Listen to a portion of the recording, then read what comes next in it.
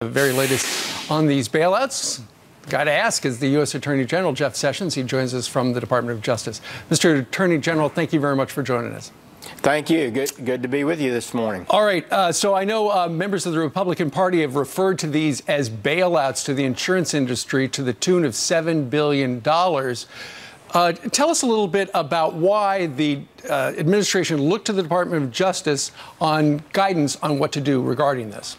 There's been controversy from the beginning. It was just one of the many problems with this Rube Goldberg health care plan. And the question was, Steve, can you actually, the president, the executive branch, spend this $7 billion a year to subsidize these insurance companies without an appropriation of Congress? It's clear, we believe, that the appropriation must come from Congress. The president cannot do it. A federal judge has already held that that is the case. The Congressional Research Service has also held that some time ago.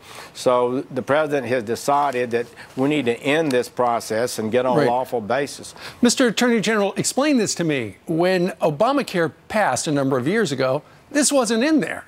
How did they just invent it? Well, I think it was in there, and originally the president asked Congress to appropriate the money. He had difficulties with that, and so they just started spending the money on their own. The executive branch cannot spend money under the Constitution that the legislative branch has not appropriated. Well, I tell you what, there's a congressman out in California now, the Attorney General Xavier Becerra. He says he's going to sue regarding this. He says this morning, we are prepared to sue. This is sabotage. Nearly everyone from California to Maine has family who can't afford health care. Without the Affordable Care Act and its subsidies for these families, millions more would be left in the cold without coverage. What's your response to the Attorney General in California? It's time for Congress to fix this bill. That's what needs to happen. Congress has got to get together. Republicans and the Democrats have got to come on board, and they've got to develop a plan that will actually work. It cannot continue in this fashion. It's in a death spiral, it seems to me.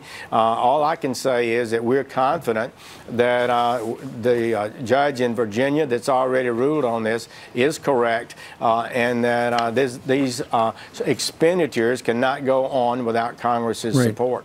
Let's switch gears, Mr. Attorney General. I know you've been on this program talking in the past about how you would like to cut off federal funds to sanctuary cities. You tried to do it earlier. I know you were, I think there was a court in the great state of Illinois that said, no, you can't do that.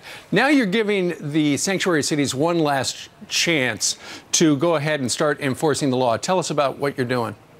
Well, we'd like to not have a problem. We'd like for them to get every grant that comes out of the Department of Justice because we'd like for them to be in cooperation with federal officers. But these cities have passed laws and regulations in their cities requiring their police officers not to spend one dime or any of their time while on duty to communicate with the federal officers to find out the immigration status of a person they arrested, let's say, for drug dealing. Not even asked. They're prohibited from doing that. They're also prohibited from telling the federal officers that they have somebody that's been convicted of a serious crime that's due to be deported. They won't tell them that they have them, so they're not able, the feds are not able to deport them. This undermines relationships that are in an astounding way.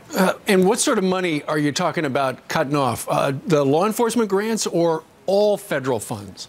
Just the law enforcement grants. It's not lawful to, let's say, cut off Medicare funds or highway funds in that amount. But there are a number of law enforcement grants we don't think should be given to jurisdictions that explicitly reject cooperation with our federal officers. It's just unbelievable to me that we would have that. It means that these individuals who should be removed from the city, these criminals, are able to be released back into that community. Do you think there's a possibility any of these sanctuary cities are going to say, you know what, the Attorney General's right, let's start enforcing the law?